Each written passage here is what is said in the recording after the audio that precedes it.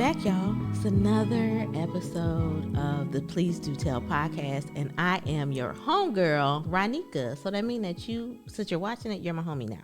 So if you haven't already, be sure to like, comment, share, subscribe. It seems like it's so much I'm telling you to do, but it depends on how you listen to it and engage with us. So this month is November. I started the Still Thankful Challenge on November 1st and been doing that challenge for at least 7 years.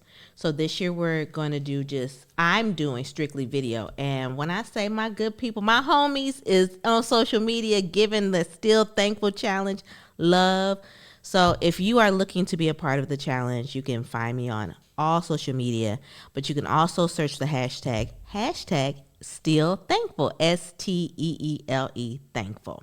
So we want to engage with you. So as we be thankful, 30 days of thanks with Still Thankful. Listen, we got a lot to be thankful for because this story time, you ready? So I'm going to do a story time of, I love to be on the playground and tell you a throwback story. And then my story time is as recent as today. Okay, so let's get into the story time, y'all.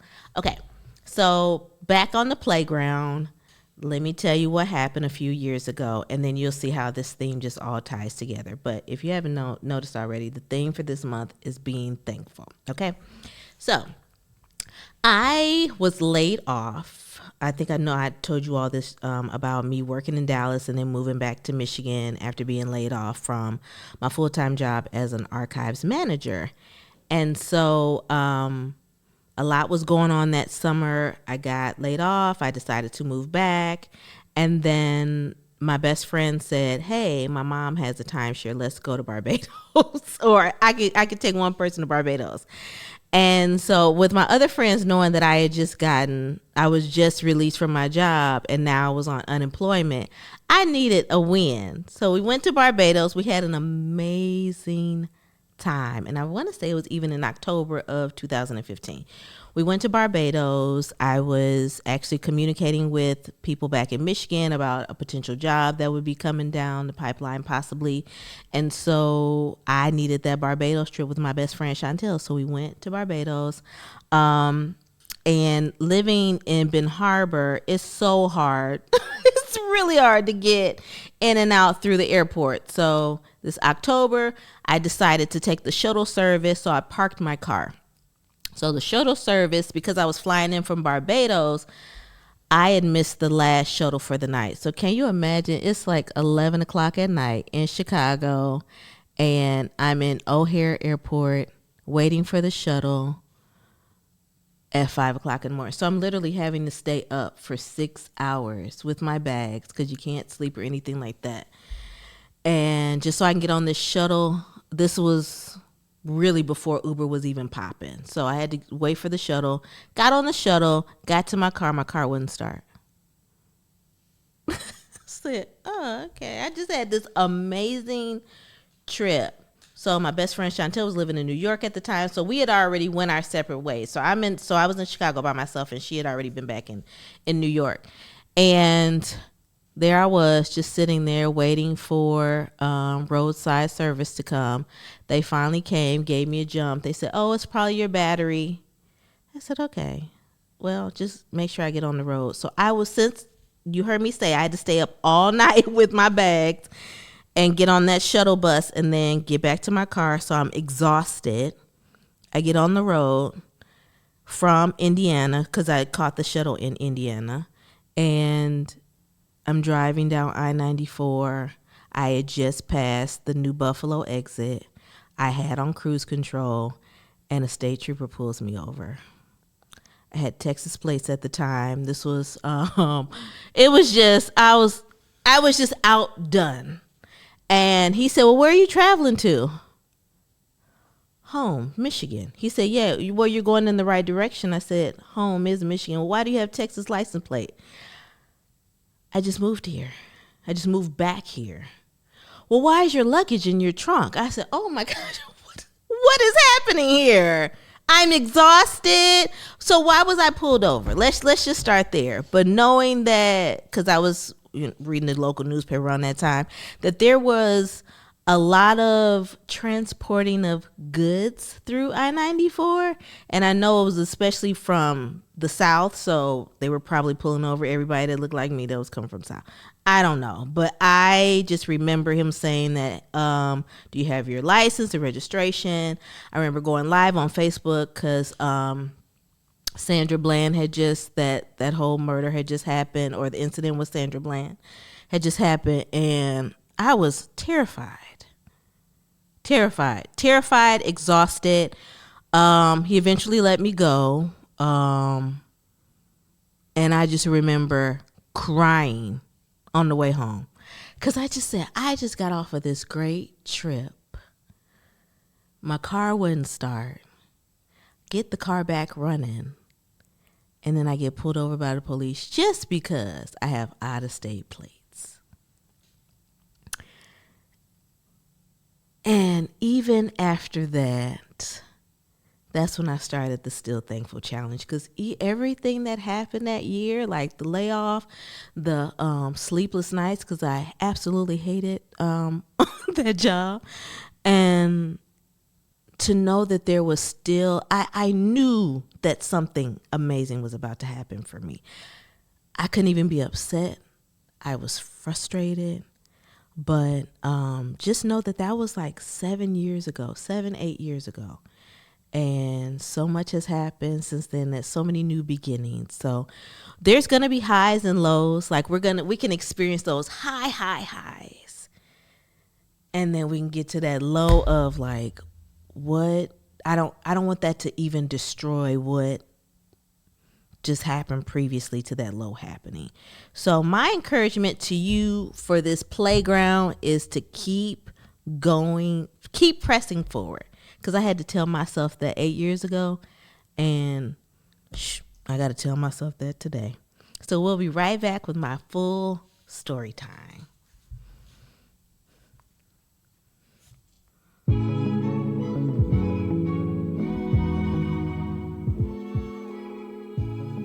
Child, where you been? I done started taking off my nails. It's time for story time, child. Okay. So if you are new here, this is actually going to be new. I've never painted my nails and done a story time. So let's get into it, y'all. So I'm going to choose, do I want to choose Once Upon a Time? Because I feel like this story is going to be really good. Okay. So you all know, or if you haven't know, if you're new here, I have a background in archives management. So I love history. I've loved history since I was a little girl. And I remember in undergrad, I said, you know what, but I love places too. So let me dabble in geography. So my focus was history and geography. So with the archives, I'm big on research. I'm big on facts. I'm big on trying to find as many clues I can to tell an historic fact, or basically to tell the story. I just want to make sure that all my bases is covered. So I'm always getting lost in a story. So this last weekend, I traveled from my home state of Michigan to Birmingham, Alabama, because I am working on this documentary, Journey of Many Souls, but the pictures part of it is retracing their steps. So I went down there to do the research in Marengo County. So before even, I'm looking at the map and I said, okay, well, where would be the best place to fly into? And especially when I know that the county that I would be researching was not necessarily close to the two major cities that I would be, I'd say, bouncing back and forth to. And so I looked up Montgomery. I said, okay, Montgomery is like Ben Harbor's airport, kind of. So no one really flies in and out of there. So I flew into Birmingham. So I get to Birmingham. I see shirts everywhere. And I said, was there a game today? So it was like their big Magic City Classic. And I got in after the game, so I missed that. So I'm waiting on my Lyft driver, and it says he's like 17 minutes away. So I said, you know what? I'm in the Shuttlesworth Airport. I'm going to just explore. So I went through their little walkway, their museum, read some history about how the airport was even named after this prominent Black figure, right? And so I get in the Uber, and there's an older gentleman named Johnny. So Mr. Johnny shows up in this F-150 pickup truck. So I'm already feeling nostalgic because it's like almost like my dad coming to pick me up from the airport. So it was really cool. I mean, kind of was the same stature as my father and everything. So it was just like, I said, okay, the angels have already met me at the airport. So I'm riding, and before I even requested the driver, I requested a quiet ride because I like I said, I was exhausted. So we probably got it was about a 30-minute commute from the airport to where I would be staying for the night, the hotel I would be staying for the night. And maybe 15 minutes before I got dropped off, I decided to ask Mr. Johnny a question. And I said, Mr. Johnny, I got 2 questions for you. He said, yeah, go ahead. And I said, are you from this area? Are you from Birmingham? He said, I was born and raised, but I spent most of my time in Michigan. I said, oh, really? I'm from Michigan, but I'm here to do research in Alabama. And so we got to conversing, and he said that he left Alabama because of the war, the Vietnam War. And of course, that's when I was just like, I feel safe. I feel really, really safe. Because that's why my dad left Ben Harbor, was he was drafted in the Vietnam War. And so with Mr. Johnny, he said he was drafted, and then he said, I'm not going back to Birmingham. I'm going to work in the automotive industry. So he ended up in Detroit and worked there for some years, and then ended up moving back to Birmingham. But my second question for him was, I said, Mr. Johnny, do you know any Steeles? And he said, yeah, that's who you're researching. I said, yeah, I'm researching that family down here. Do you know any of them? And he said, Edgewater area? I said, yes, sir. And he said, educators? I said, yep. He said, I definitely know them. I said, that's my family. He said, yeah, I know. Yeah, they're teachers. And I joked with him about my sister saying to me after we had found this out with the Steele family, because the Steele family is my family. That's why we name it Steele Thankful. He said, I was telling him about my sister saying that, man, I wonder where I got this love of education, wanting to be a teacher from, or wanting to work with young people.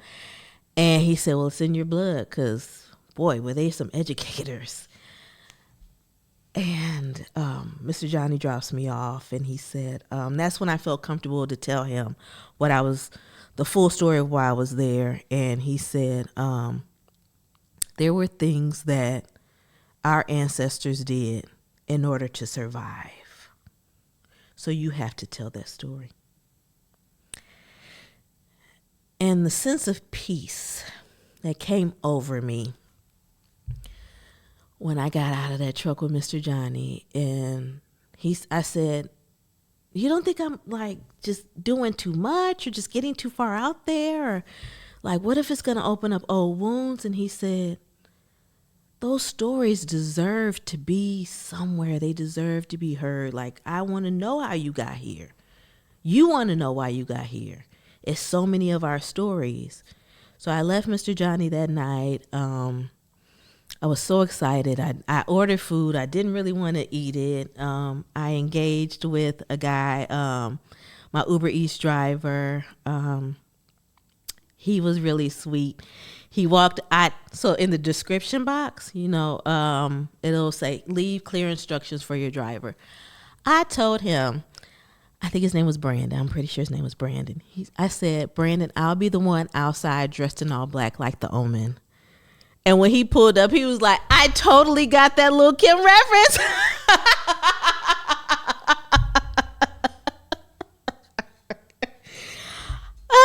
Because it's all about like, yeah, I'm exhausted, I'm tired, but these people are also doing a service for me, so it's also important to be nice to them. I don't care how I get there, just it got there hot, quicker than I expected. So of course I'm gonna have a little fun with whoever whoever's bringing my food, because I appreciate you. I appreciate you, Brandon. I appreciate you, Mr. Johnny. So I wake up the next morning. I had to go get a rental car. I went to the rental car. Well, it was actually at the airport. So I got dropped off, and I'm at the rental car. I don't know if I should say that. No, they were great. So maybe I should. I pulled up at the rental car station and prepaid. I'm ready to go. And then she said, we're chip only. I said, okay, yeah, I got a chip on mine. She said, oh, no, you can't even tap or swipe. It's chip only. I said, oof, this credit card, the chip doesn't always work. Like, let's give it a go. Twice, declined. I said, okay, all right, it's a Sunday, and I know none of the banks are open, but let me just try. I'm on hold for like 15 minutes. Other passengers are walking up, getting their cars just fine, and I'm just sitting here with my Garrett's popcorn, my Caesar salad, and my water, and I'm just like, I want to go too. I want to leave and hop in a car as well. So here I am. Finally get a hold of someone, and the representative, she was so sweet though. She said, yeah, your chip isn't working. Like, everything else is fine. You have money on there clearly, but you have a faulty chip, so you're nowhere near one of these banks. I said, no, I'm not even in Michigan. So what do you think we should do? She said, they can't manually put in the card number. I said, no, it's chip only, right, girls? I'm at it's chip only, right? I'm not tripping. It's chip only. So she said the only other option you have is a debit card, and we have to hold $500 deposit on there. We need to have an ingoing and outgoing flight itinerary, and we're going to do a soft pull of your credit. All of that. I said, who messed this up for us? Because I don't ever remember this. I said, I got really cool with the girl. I said $500. And then she said, on top of that, she said, when you use a debit card, you can't get anything bigger than a full-size vehicle. And best believe it's going to be the basic one. I said, well, thank God for having money in my business account, because that's where I wanted to tap it from. And let's just swipe and let it go. So she swiped, and I got out of there. I left my Garrett's popcorn and my uneaten Caesar salad and everything with them, because I was just so grateful for them being patient with me at that counter. But I walk out to the cars, and I walk up on a Toyota Corolla, and it was very basic. Basic, but I was thankful to be on the road. My only concern is because I'm mostly keyless, that I'm gonna leave the keys, or I'm gonna drop the keys in the trunk, or I was just thinking, I'm moving too fast. I do need to slow down, but I'm thankful to be on the road. So I stopped by Target, got my tripod, and proceeded to head down to Montgomery, which was about an hour and 15-minute drive. When I say absolutely breathtaking down that highway, it was a straight shot. And I got to the hotel, which was downtown Montgomery, and they had turned this old historic building, like a warehouse, into hotel rooms. And it was probably one of the best hotels I've ever been in. So I met a few cool ladies on the elevator, and they were telling me that they were there for an equal justice conference. And then I later learned that there were other conferences going on, but they were saying, oh, go to the Legacy Museum. It's just across the street. Now, y'all, it's a Sunday, and you heard what I went through with the trying to get the car. So now I'm I'm a little behind for time. So I looked up the Legacy Museum, which I did not know was down there.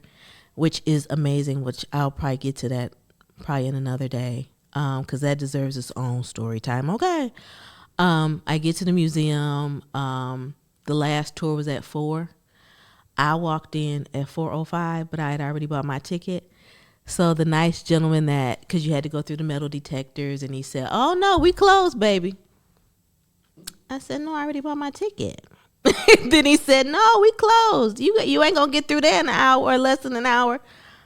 I said, he said, "Go talk to the people at the counter." I said, "Okay." So I told them, I said, "I already have my ticket, but I really want to go through there." So she scanned my ticket. I said, "Okay, now I don't want my elder over here to go off on me because y'all didn't let me through." He said, "No, you'll be fine." So he said, "Oh, they gonna let you through? Well. Okay, young lady, we'll put all your stuff in here." And then, they told me no photography and all of that, because you really just have to experience that in person. So I go through the museum, I come out, I purchase something, and then I come outside, and the same young lady that scanned my ticket, she took a picture for me outside. And just that Southern hospitality was just hugging me real tight. And so I walk back to the to my hotel. I go to the front desk. I asked the young lady, like, "Hey, what would you recommend for the night?" So I went to a restaurant and called it a day, because I knew I was going to have a long Monday. So I wake up Monday morning. I paint my nails. And I map out everything, like all the places that I wanted to visit. I had already mapped that out, but now I'm actually looking at, like, okay, what would be the best route to do this? So I send my locations to my sister, my family, the people I love, and people that was asking me for my location because they knew I was just out collecting stories. So I sent my location, and then I told one of my friends, I said, "Can you record me like going down the highway?" She was like, "Oh my God, you're driving down Route 66? I said, "Am I?" She was like, "Girl, you don't know where you at." But she said, "On the map, it looks like you're driving down Route 66. So I'm going to share that with you all on social media too, because it's actually really cute how it's just watching me bounce down the highway. But I'm riding down the highway, and then the first town that I come to is Selma. So I see the "Welcome to Selma" sign, and I said, okay, the bridge has to be like the Edmund Pettus Bridge has to be just right there. Like I'm literally riding over history. And I pull up, and it kind of reminds you of just this small town feeling, the small downtown, kind of like St. Joe or Ben Harbor, or if you're from this area, or like a small quaint downtown. So I pull over, I'm starting to get pictures, and there's this couple next to me, and they said, "Are you going to take pictures of the bridge?" And I said, "Yes, I am." I said, "Do you want me to take pictures of y'all too?" "Oh, that would be great." So we get to talk, and they were asking me why I was there, because the gentleman was actually from not too far from that area, but the woman was from Michigan. I said, it's just all around me. So I'm telling them why I was there, and then we get to talking some more, and then now we're drawing, because clearly we're lovely looking people. We started to draw a crowd, and so people coming out of businesses like, "Hey, are you visiting? Like, come check us out. We're usually closed on this day, but come check us out." I said, "Wow, it's like the red carpet for us." So we're talking. We go into the museum, the Selma interpretive place, which is actually 3 floors, but they were remodeling, so we were able to go on the first floor. And we were able to meet Kenneth, who was really, really cool. He's the one that actually told us that we can come and do it and just kind of do a tour of the downstairs gallery. So I'm talking with the lovely couple, and the gentleman's name is Sam, and his real name is Samuel. And he's just telling me how much he loves history, and I'm giving them a little bit about why I'm there, because I'm trying not to give too much away. of what I'm working on. And the woman speaks and she said, I bet you didn't think you were going to meet a real angel today. I said, you know what? When I left my hotel this morning, I prayed. I said, I want angels to be before me. I want them to be encamped around me. I am going on this journey by myself, and I need all the hedges of protection I can just really have around me. So she says to me, she was like, yeah, because my name is Angel and today is my birthday. I said, okay, God. All right. Okay. All right. I see what you're doing here. I see what you're doing. So we converse. I get some really cool pictures with them, which I actually sent her last night. And that was just my first stop on that Route 66 journey. And so, or getting to Route 66. So Kenneth that works at the Selma, and I hope I'm not saying it wrong, but I know it was the interpretive center, I believe. It's for parks and everything. He gave me a few other places to stop and take pictures of. And he said, just take it all in. There's so much rich history here. I said, oh, yeah, I can feel it. I know. So I got some footage, and then I got on my way because actually one of the Steele kids was born in Selma. So I was also trying to figure out, like, how the distance between Selma and Thomaston, and why were they even making that journey? Like, why were they in Selma when... Yeah, I needed to know all of that. So I needed to know the distance, especially with driving. So I get back in the car. I start down the state road, and I see this welcome to Thomaston sign. And I said, I've arrived. You know, like what your GPS arrived. I arrived, and it's basically like a town one street light. I was looking for the Heritage Center, which is permanently closed. I did see a gentleman. No, I went to the gas station first, and I had asked the lady, I said, well, where do you go to find Thomaston history? Like, where do you go to find that? And she said, you know what? I don't know, because I just moved here, girl, but be safe. Like, it was beautiful because everyone that I talked to, they kept saying was, you know what, girl, be safe, because they clearly saw I was by myself and just out here just exploring. And so I saw a gentleman outside doing landscaping, and I asked him the same question, like, where do you find like the local history? And he was saying, well, maybe you can stop by the post office, but he said it's not a whole lot here. And I said, well, how big is the town? He said, oh, it's not big at all. I've been here all my life. And so I asked him, I said, we're doing a documentary. Do you know? And I gave him the last name of the other family. And he said, I went to school with some of them. They never left the area. I said, they didn't? So I looked at the sign, and it was right on the side of the Shell gas station, and it gives you like Linden. I think it was like 11 miles straight, and then it gave you the directions of the next town over, or next couple towns over. So I'm fixated on the sign, and I couldn't understand why. Even in my pictures, it's in the background of a lot of my pictures. So I'm riding around. I said, you know what? Let me just try to find the family church and the cemetery. So I did that, and so the church that the Steele couple was married in is literally in the woods. You would miss it. So I put in my GPS. Actually, it's not even an address anymore. It gives you the what is it? I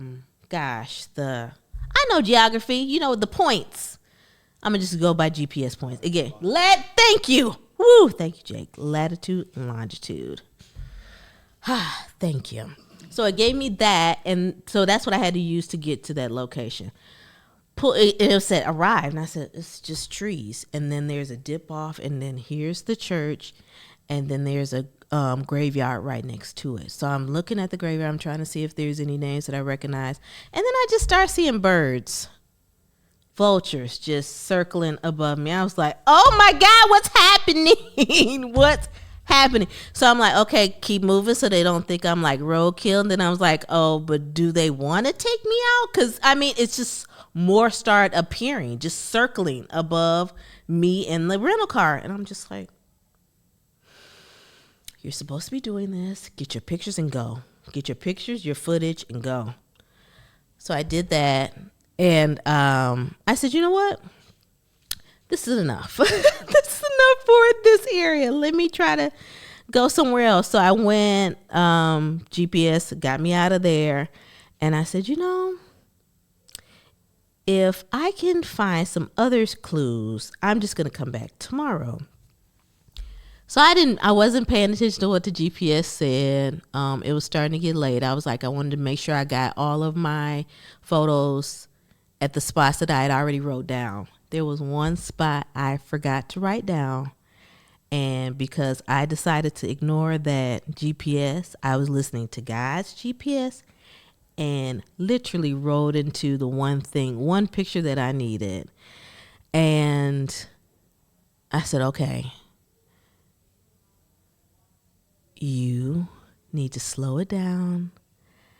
Listen to what the Spirit is telling you, because that is clearly who is guiding you today. Like, you have to really listen. Like, it's guide you every day, but turn off your GPS and just ride this one out. Just you remember how you got in here, so you know how to get out. But this particular route, I didn't come in this way. So I spent time by the old train depot, and people are riding by, blowing and waving at me. And I'm like, who? I don't know these, but hey. And so I left that spot. I was probably there for probably 15, 20 minutes, getting as much as I could. And then I was starting to head out of the town, and I pulled over and I started taking pictures by the welcome sign. So I'm pulled over, hazards are on, and all you see is a woman outside of a car. And if just by coincidence or by divine order, I don't know, that the woman that tried to pull over in a powder blue minivan to help me and almost got rear-ended, I know you were just trying to help me.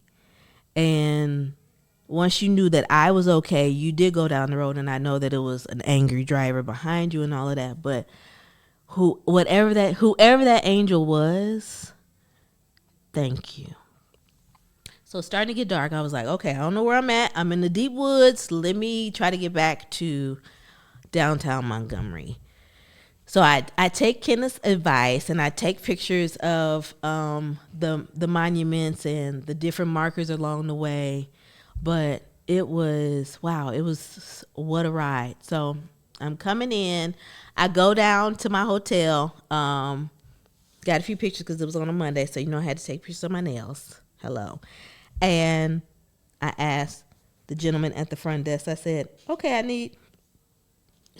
need dinner recommendations. So he told me, oh, go down there. Just make sure you get your fish fried hard. And then they put okra in their greens. I said, okra in your greens? I don't think I've ever had that before. Let me strut on down there and do this. So I'm at the bar waiting on my food. Then the gentleman walks in, sits down next to me. And he said, hey, how you doing? I said, I'm good. And he proceeds to order some food. And then he saw my pouch, because I had on my Delta Sigma Theta pouch. And he said, a Delta? I said, yeah, I am. And then he said, are you from the area? And I told him no. And I was, telling him a little bit of why I was there. And he was telling me that he was also there for a conference. And I said, yeah, I met quite a few people here that are here for conferences. And then he said, you're here doing research, like on what? Or what area? And I told him, I was like, I was in Marengo County today. And he said, which town? I said, I was in Thomaston. And he said, okay. I'm from Linden. Now, if you go back a little bit in this story, you heard me say that Linden was like 11 miles or something, or 8 miles that way. And So I asked him about the incident that I was actually there to research, and he said, "We've heard whispers of that story for years. No one's ever talked about it." So, I'm already intrigued. I'm like, tell me what you know. So I box up my food. His hotel was literally across the street. He said, we can go in the lobby across the street while I eat and we can talk. Game on. So we went over there. He had some very, very deep questions for me. And he was asking me, why do you want to tell this story? And I gave him my answers, and he was saying, was this your legacy story? Like, why do you even want to bring something up that happened over 100 years ago? I said, because of what happened is the reason why I am who I am. So this is my story, and I can't be afraid to tell it. He said, and every time someone asks you, why are you doing it? You have to stand confident in that answer. Because people are going to try to persuade you to not do this. I said, okay. Like this was, I'm telling a story from a time where this was the Great Migration, and lynching was definitely happening all the time. So for me to tell this story in particular is a part of Black history. So he walks me back to, after we spent maybe an hour talking in the lobby, he offers to walk me back to my hotel. And then I did that. So I sat in my room and I just needed to reflect on my day. Like, I had covered so much ground in 12 hours. And just the angels that God was just, here you go. Here's another. Here's a whole line of people that are going to blow and wave and just let you know that you are safe in this place that you've never been to before, but it felt like home, right? So Tuesday, which was also Halloween, Tuesday morning, I get up and I was like, why is it so cold out here in Alabama? So I went down to the riverboat where the riverboat brawl, occurred. So I wanted to take a picture with the chair. And so I went down there, got a few photos, and then I went to the state archives, did some research, and then I got on the road. And so I got back to the airport, was in the A group, which I was like, man, it's been a long time since I've been in the A group on Southwest, because I believe in checking in the 24 hours. I'm not going to pay extra to check in. I'm not doing it. So I got on the plane. I had the whole row to myself. I said, oh, this finna be a good night. I got the whole row to myself. Perfect.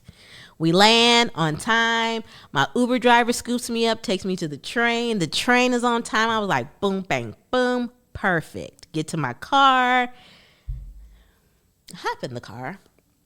I'm on the phone with my friend, Deuce Carter, who was here. You remember Deuce Carter that was here. And I said, oh, bruh. He said, what? What's going on? I'm just trying to make sure you say. I said, oh, my tires are low. And he said, what? I said, because I'm coming back. When I left, it was 60 degrees outside? And then I come back and it's 30. So the tire pressure for each tire was like 25. And by this time, it is dark. I'm in Hammond, Indiana. I'm like, this is not okay. And then I also thought, this is why you decided to take the CPL class, because you wanted to be armed. But did you even get your CPL yet? You took the class, but you ain't done it. Okay, strike one, Ronnika. And then you get to the gas station, get to a well-lit gas station. And I said, hey, is your air pump, is it working? She said, yeah, the one closer to the street. I said, perfect. And then she said, it's $1. I'm looking through my wallet like, I don't have $1. So I said, okay. I'm literally on the ground, looking for change. Okay, did anyone just drop change? Is there something in a little cup? I look in my change purse. It was like 80 cents in there. I said, oh my God, can somebody just like bless me with a quarter, something? And then I thought, I was like, well, maybe the ladies on the inside would be like, hey girl, I got a quarter. No, it's okay. it's okay. I went to my car and I said, sometimes, change could fall on the side of the seats. Maybe, just maybe. Then Spirit again said, check the small pocket of your book bag. I said, okay. All right, Lord. Put that hand down there. Found 30 cents. I said, oh, okay. So I run in all dramatic and I said, ma'am, I need some quarters. And she said, okay. So I put the change down and she gave me the quarter. I ran out. Y'all, I pulled up to the air pump.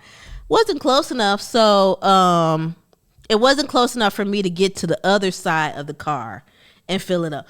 So here I go, fill up the first two, jump in the car, hurry up and turn the car all the way around so I can put air in the other two tires. Successful, get back on the road, perfect. And then you were like, oh my gosh, all you've had today is breakfast and a green smoothie. You should probably get something to eat on the way home. So, excuse me, I'm on 994 and I said, you know what? I'm going to stop in Michigan City and get me something to eat. So, go in. Literally, I was probably in that restaurant for 5 minutes. I go in, I come out, and it's snowing hard. I said, no, I don't think this was in the forecast. I just snow. I get on the highway. It's a whiteout. I'm not even hungry anymore. I'm like, okay, this burrito this burrito, if you know what I mean, was on the side of me. And I was like, okay, I want to eat it, but I can't. I have to pay attention to the road.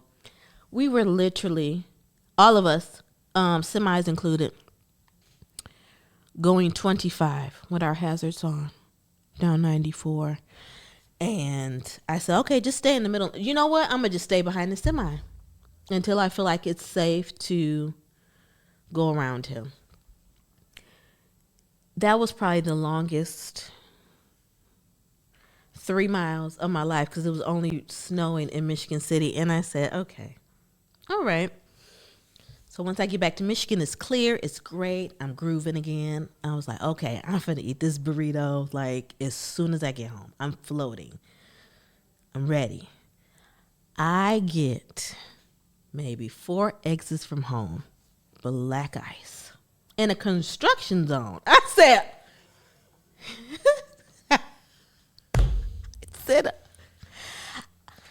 said, Lord, is this a repeat of Barbados? Because I don't need anybody pulling me over today. I can't do it. And when I tell you it was cars stranded everywhere.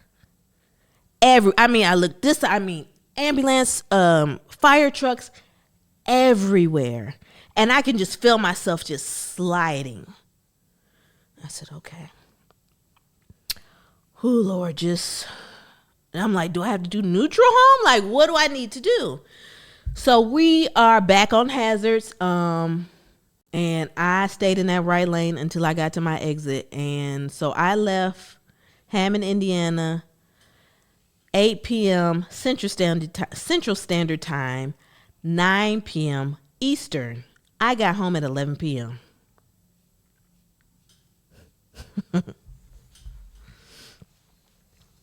Well, it was supposed to be like 45 minutes to an hour. 2. So I pull into the garage. I have a happy puppy that greets me at the door, and he didn't even want to snuggle. Like I said, I'm just probably going to just sit on the couch or something. He was just like, girl, we got company. I'm going to sleep with company. I'm just happy you home. Wake up. I knew that the next day after traveling and everything that I had been through that night, I said, you know what? I'm going to take... Well, he had to go to daycare anyway because he was going to get groomed, my little pup, Coop. And so I drop off Cooper Y'all, I'm coming down Red Arrow Highway. Is that Lakeshore Drive? Yeah. In St. Joe, construction zone before you get to Hill's Top. Hit a slick spot after dropping off Cooper. So just think, this was the morning after the snowstorm, mini snowstorm. Hit a little slick spot, slid off the road, got back on the road. The car was just like, oh, I know what to do. Got off the road, came back on the road, and was like, pop. I'm just watching the tire pressure like,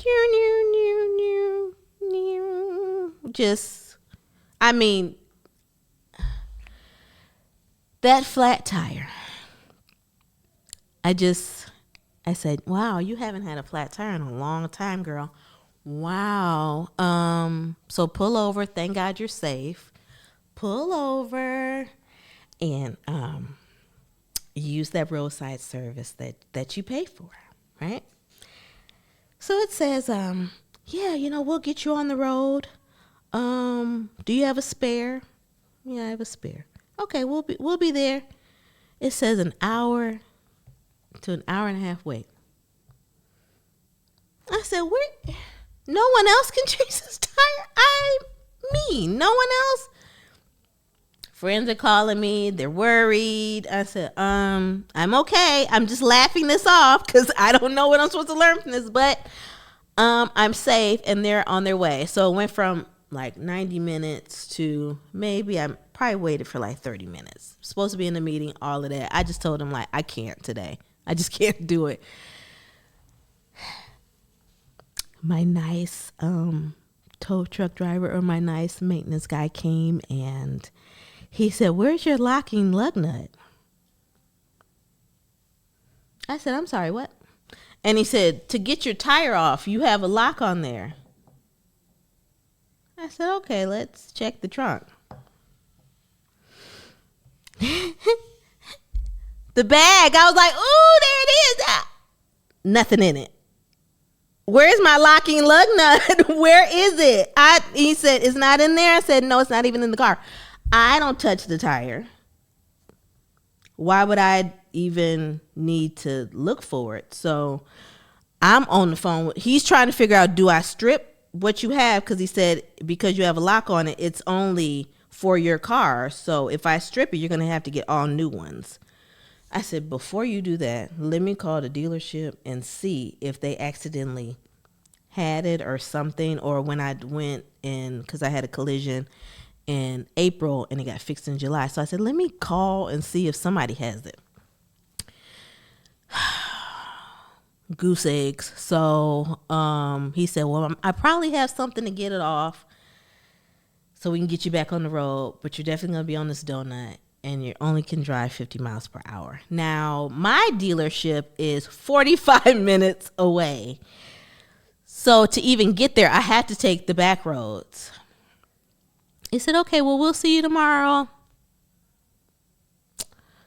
So that, me dropping off Coop and going home to take a nap, like that wasn't even in the cars anymore because I didn't get home until maybe a little after 12. So I had just, and I had dropped him off at like 9 something. So I had just lost 3 hours of good sleep and I was so wired that I didn't want to do anything else. So I just went home, unpacked, laughed at a few videos, posted my first Still Thankful video, and waited until I had to pick up Cooper because I was just outdone. So I get down. So I had to drop Cooper off again today. And I go down to the dealership and they couldn't fix the tire, so I had to buy a whole new tire. And I had to even laugh with Cassandra, which whenever you watch this, thank you for just indulging in my laughter today, because there was nothing that would, because I'm going into customer service when people are like, oh yeah, I cussed them out, I went off on them. It was like, why? she did the best that she could. We found different ways of like fixing the car and stuff like that. Thank God there was no damage to the actual car. And I just thought to myself, my God, it could be so much worse. So I have a new tire. I'm back on the road. And I was late getting to the studio, which I'm usually like a little tardy all the time, but that's the reason why. That's the reason why I was late today. So I didn't even pay my nails because y'all was so into this story because my goodness. But when things like this, like you can have the absolute highs, but also prepare yourself for lows. I feel like if I wasn't grounded in my faith and know that God is really in control of all of this, some of the things that have happened even this year, I could have lost my mind last year and this year. But I am still thankful for the highs and lows through this journey of entrepreneurship, of even restarting or relaunching this podcast and sharing story times with you and collecting as many homies along the way. Because that's what y'all are. Like, my tribe is my homies. And that's why the Still Thankful challenge is so important to me, because it's like, man, when you hit those lows, you still got to be thankful for them, because, man, those highs are right around the corner. So for this episode of the Please Do Tell podcast, I want you to walk away and just really think like, man, this 2023, what was it like for you? You had some highs and you had some lows, but I want you to find those moments when you can say, you know what? I'm still thankful to tell another story. So, y'all, this is your homegirl, Ronnika, with the Please Do Tell podcast. And we'll see you again soon. But until then, continue to be still thankful. We'll see you next time.